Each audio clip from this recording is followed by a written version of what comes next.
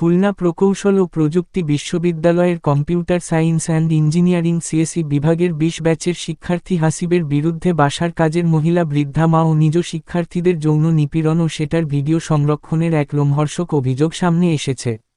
ল্যাবের কম্পিউটারে log in থাকা তার ব্যক্তিগত গুগল ড্রাইভ থেকে ভিকটিমদের ১ ডজনের বেশি ছবি ও ভিডিও উদ্ধার হওয়ার পর সাধারণ শিক্ষার্থীদের মধ্যে তীব্র ক্ষোভ ও উত্তেজনা বিরাজ করছে। গত রবিবার রাতে বিশ্ববিদ্যালয়ের একটি ল্যাবের পিসিতে হাসিবের গুগল ড্রাইভ অ্যাকাউন্টটি লগ ইন করা অবস্থায় ২২ ব্যাচের এক শিক্ষার্থীর নজরে আসে। সেখানে দেখা যায়, হাসিব অত্যন্ত সুপরিকল্পিতভাবে প্রতিটি ভিকটিমের নামে আলাদা আলাদা ফোল্ডার তৈরি করে তাদের আপত্তিকর ছবি ও ভিডিও ট্রফি হিসেবে জমা করে রেখেছে।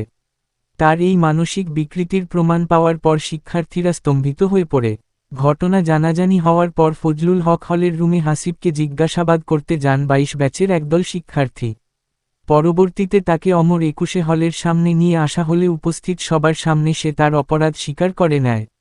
এক পর্যায়ে তাকে ছাত্রকল্যাণ পরিচালকের দপ্তরে নিয়ে যাওয়ার চেষ্টা করলে হাসিব ঔদ্ধত্য প্রদর্শন করে এবং শিক্ষার্থীদের সাথে হাতাহাতিতে লিপ্ত হয়।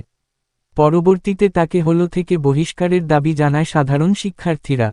ভিডিওটা ভালো লেগে থাকে তাহলে লাইক করবেন আর নতুন চ্যানেলটিকে সাবস্ক্রাইব করে পাশে থাকবেন।